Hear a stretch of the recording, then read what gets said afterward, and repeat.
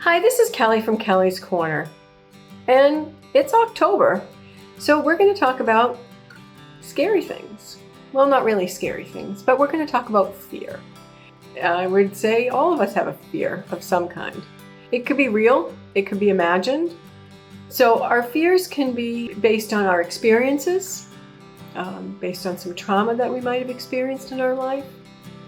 They could be fears that are completely rational in that you're afraid of water because you had a bad experience in water where you may have been submerged and didn't feel safe. Or they can be irrational fears like a zombie apocalypse.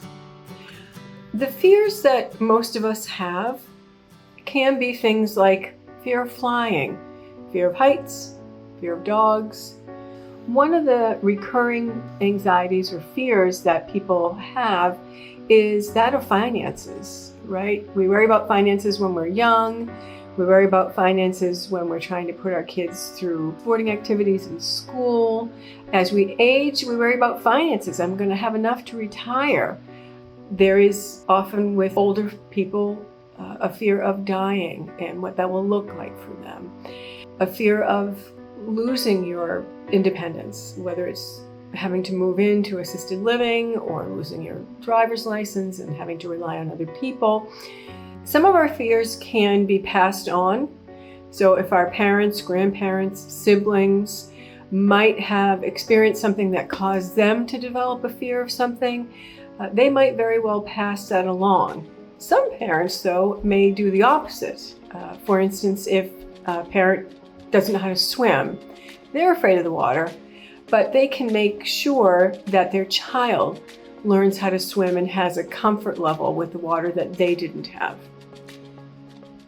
Some of us experience fears in our relationships, a growing up relationship or a relationship that we have currently or one that we've had in the past, but sometimes relationships can be toxic and hurtful and therefore scary. And it might make us afraid to try other relationships in the future, whether that be romantic relationships or close friendships. Sometimes in those instances, fear can take a life of its own. One of the things that help us with our fears is to talk about them. We all have fears. If we have compassion with others in their fears, we can also have compassion for ourselves and our fears. So if we can find some safe people to talk about our fears, then it normalizes it. And through that normalization, sometimes can take away some of that energy that we give to our fears. If it's not a safety concern, then feeding that fear less might make it feel less intense, which is helpful. So the things that can help us with our fears and anxiety are the things that we've been talking about throughout all of Kelly's Corner. Relaxation techniques, right? Figure out what it is that can bring you a more relaxed attitude, right? Or a feeling of being less tense, less stressed, less fearful. And again, no one size fits everybody. So for someone, it's the distraction of reading.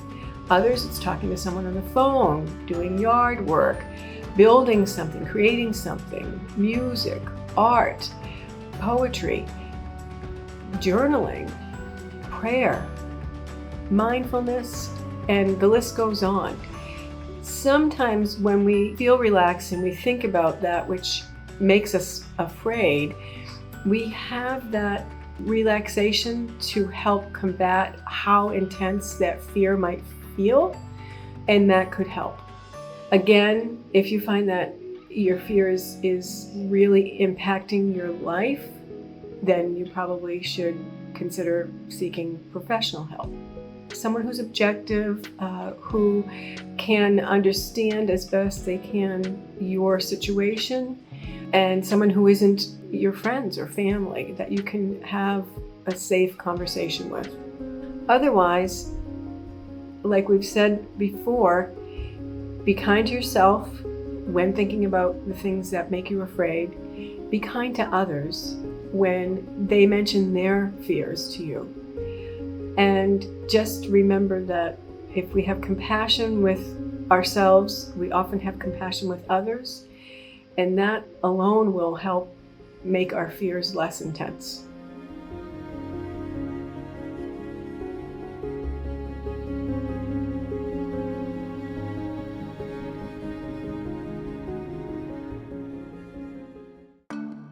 To support Greater Lynn Senior Services and see more videos like these, please consider making a donation at the link below and subscribe to our channel.